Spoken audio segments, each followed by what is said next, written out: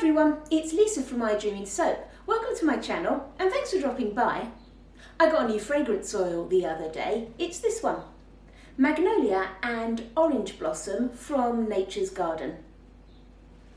Now I've tested this in my recipe using my lye concentration and soaping at the temperature that I typically like to soap at, and it behaved really well. I had lots and lots of time where the batter stayed nice and fluid, so there was no acceleration, there was no ricing, and as you can see from my little soap sample, there was no discoloration either. Now straight out of the mould, it did have really quite a strong aniseedy type smell to it. But after a few days that calmed down and it turned into a really lovely fragrance with some sort of almondy notes to it. So that's what we're going to be using today. Come on, let's go make some soap. For my soap, I'd like to have some orange blossoms going all the way through the soap. So I'm going to start off today by making those out of some soap dough. Now, I always keep my soap dough, it's just soap made with my own recipe that I've kept nicely covered and wrapped up. And I always have a good number of colours of it sitting around, so I can pick and choose what I need to use when I need it. Now the orange blossom is a fairly simple 5-petaled little flower with an orange centre. So I'm going to roll out some white soap dough to make the petals. Now I always find rolling out my soap dough, as you can see here, is just better done between some sheets of cling wrap. I find you don't need any sort of corn flour or anything on it and it doesn't stick.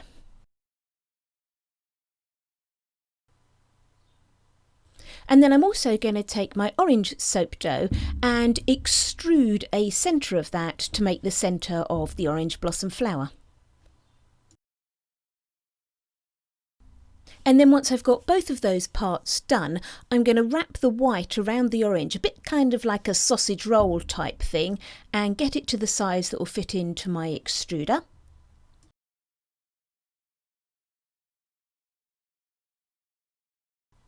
And I've actually made a little extruder disc in the shape that I want. I often make my own little extruder discs because the ones that you get with the systems don't actually seem to have many brilliant shapes in them. Now you can do this by just cutting it out of some fairly stiff plastic. That would work. It's a little bit tricky, but it does work. Now I want to have 6 little blossoms going through my soap, so I'm just going to extrude enough to make 6 of these all the way through my mould. And then once that's done, I'm just going to lay them out on a sheet and allow them to harden up a little bit. I'm only going to leave them out for maybe a couple of hours, just so that they keep their shape nicely when they're put into the soap. For my colours, I'm going to use Clementine Pop, Chartreuse Sparkle and Ooh La La. All of these are from You Make It Up. I'm also going to use some titanium dioxide. Now I did want to find some way to add the magnolia as an element to the soap. I did think about piping them onto the top of the soap, but I do think the blossom is quite a sort of loose and quite a large blossom, and I think that would be very difficult to pipe onto the top of the soap, especially, you know, without it getting damaged if it was transported or something. So instead I'm going to pipe it onto the side of the soap using my Tiffany Sides technique. I'm only going to need a very small amount of soap batter, so I'm just going to bring some oils and lye to emulsion. And then I'm going to pipe a white border for the outside of my magnolia blossoms. So I'm just going to add some titanium dioxide and then bring this to trace and then let it sit until it comes to a piping consistency. So once my tiny weeny little bit of batter has set up, I'm just going to pop it into a piping bag with a number 1 just round tip on it. And then I have drawn a template for the side of my mould. Now I don't always worry about a template if I'm doing this technique, but because it's quite a big pattern, I do actually want it to line up on each bar of soap. If it was a smaller pattern, I would be a little bit more random because it wouldn't really matter because it would scatter more across the bars. So I'm just going to take my white and pipe the outline around each of the flowers, and this is going to be the border that will hold the flooded batter that I'm going to put in a minute. And then I'm going to add some green to that excess batter that I've got left and refill my piping bag and just pipe on some little stems onto each of the flowers.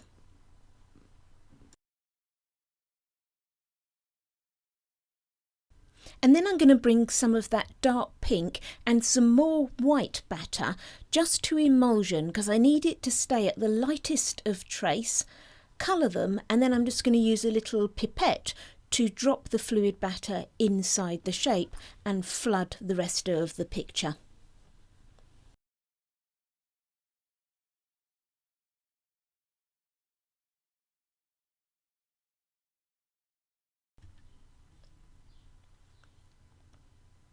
So when I've finished flooding inside the outline, I'm just going to go through and drag some of the pink batter up into the white section, just so it looks like some of those pink veins that you get on the magnolia blossoms.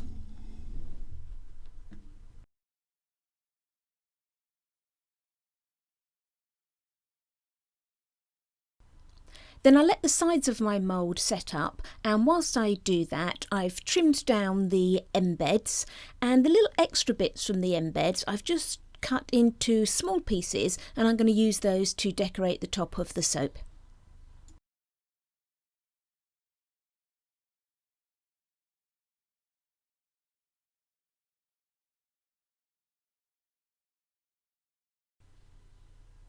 And then once the sides of the mould have set up, I can then take those and rebuild my soap mould ready to make the rest of the soap.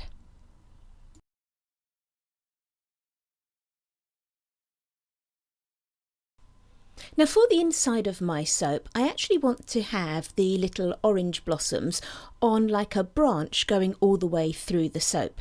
So to do this, I'm going to use a sculpted layers technique.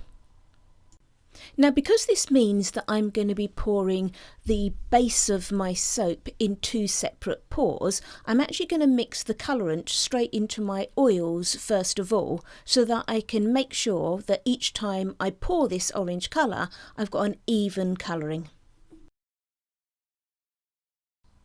Now this is not actually my favourite way of dispersing mica into my soap. The reason I don't really like it is because what happens is you pop your mica powder onto your oils, or maybe later on if you're blending it in at a trace stage, and then you put the bell of your stick blender over the mica to push it down into the oils or into the soap.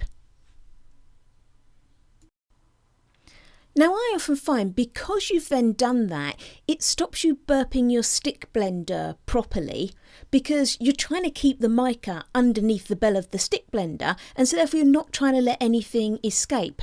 And I do feel that sometimes that can cause air to get trapped into your batter. But because I'm doing two separate pours with the same colour, I need them to be the same, so that's why I've had to blend into the oils to start with. All that it just means is that I'm aware there's some additional air potentially in my oils, and I'm just going to spend a reasonable amount of time brushing around the top of that oil with a spatula and just making sure I'm getting rid of any of those air bubbles.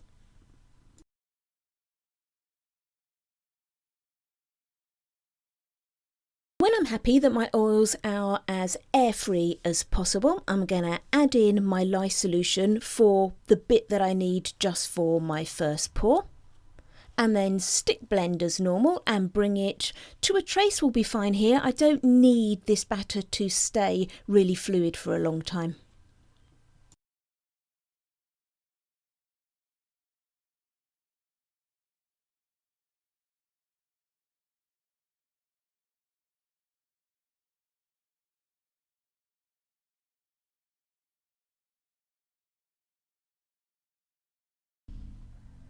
The fragrance oil I'm using is Magnolia and Orange Blossom from Nature's Garden. Now, if you've seen any of my videos in the past, you'll know that typically I don't tend to use American fragrances, and the reason for that is I like to research the fragrances that we have access easily to in the UK and also avoid huge transport and import costs. However, Karen at Eden's Secret put me onto a supplier of Nature's Gardens fragrances that we do have in the UK. I'm going to put a link to Karen's channel and the UK supplier in the description below. Now, if you are going to use this fragrance, do make sure that you've checked the IFRA usage rates, because this has a 2% usage rate in soap. Now, don't let that put you off, because this is actually a really strong fragrance and I've used it at the 2% rate, and quite frankly you really wouldn't want to use it any stronger anyway.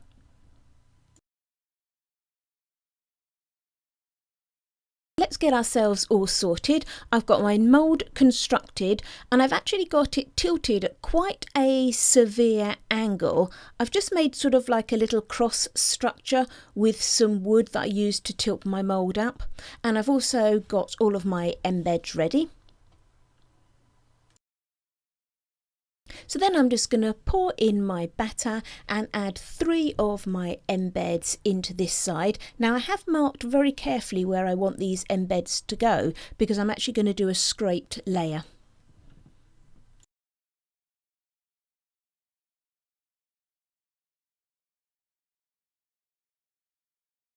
And I'll just carry on adding some soap batter and the embeds one at a time until I've completed this section.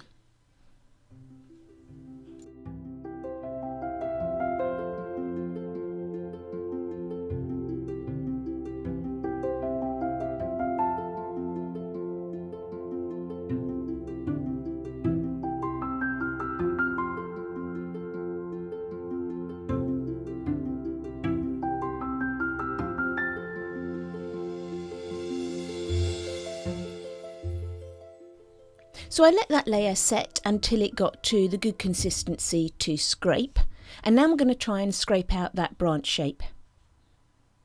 Now this has led me to some completely unnecessarily complex scraper for what is just going to be basically a simple branch. So first of all, this little curved area with a sticky out bit, that's basically going to be my stem with a little branch coming off of it. But then, because I want this stem to be fairly thin, it's important that I keep a consistent scrape all the way along the mould. So therefore I've made some little hooks that go over the top of the mould so that I can keep everything in the same position. And then thirdly, something that didn't dawn on me until I put everything together, because I've done my Tiffany Sides technique on the side of the mould, I can't allow my scraper to scrape down the side of the mould, so therefore I then had to make it all a bit thinner so that it didn't touch the sides. So just as normal, I'm just going to put the scraper in and scrape it through this soap. Now, I do find that you typically need to do this several times. So the first pass is a little bit rough, and then you'll get a better line as you scrape through more and more. The soap that I'm taking out of here, I'm going to pop into a little pot, and I'll use that for soap dough in another project.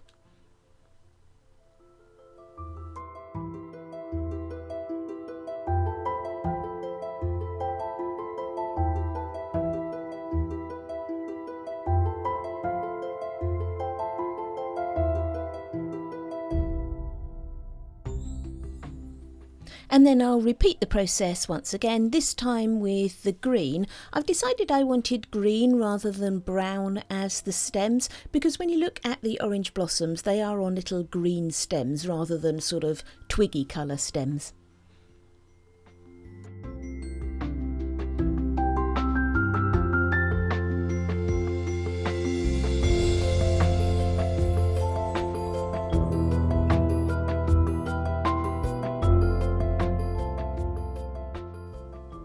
Now this time, when I'm scraping down my green stem, I do want to have a little bit of the stem sticking up in the air.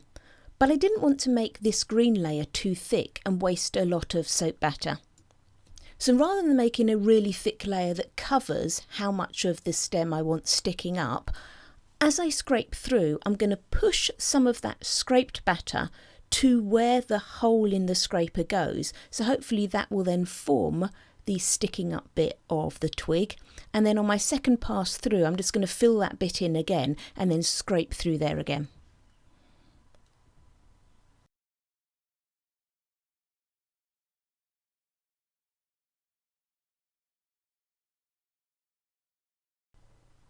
And then I'll just finish off the inside of the soap by repeating the orange layer and embeds once again.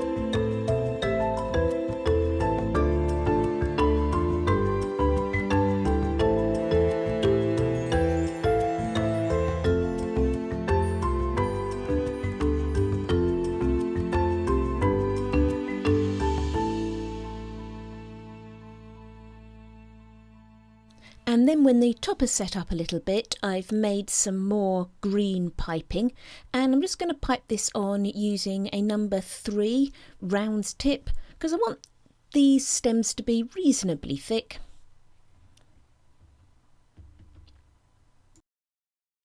So I'm going to pipe some wiggly lines all over the top of the loaf to represent the stems.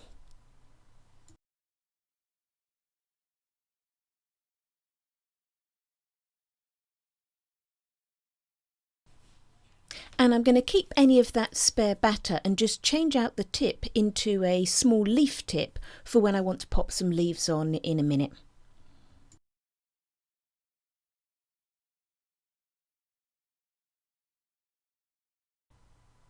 So I'll just add on those little orange blossom flowers. Remember, these were just the offcuts that I had from the embeds that went in the middle of the loaf.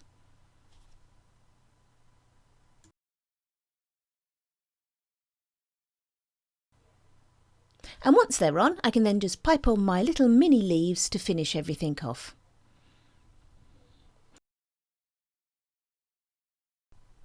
And then as normal, I'll cover the soap and wrap it with a little bit of film. And then because I use quite a water discount in all of my soaps, I am going to force gel on it by popping it in the oven and popping it. So that barely warmed oven, put the soap in, turn it off as soon as the soap goes in and leave it to sit overnight. I then unmoulded the loaf the next day, and this is what it looks like from the outside. And then we'll just do a cut of a couple of bars because they're all going to look fairly similar, and we'll finish off with some pictures.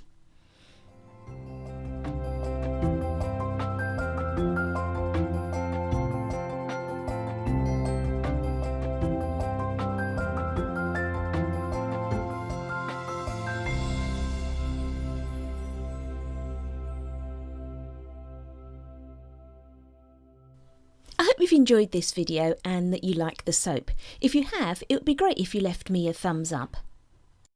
If you'd like to see what I'm making in the future, why not subscribe to my channel? If you've got any questions or comments, please leave them in the comments section below and I will get back to you. Thanks for watching everyone. Happy soaping!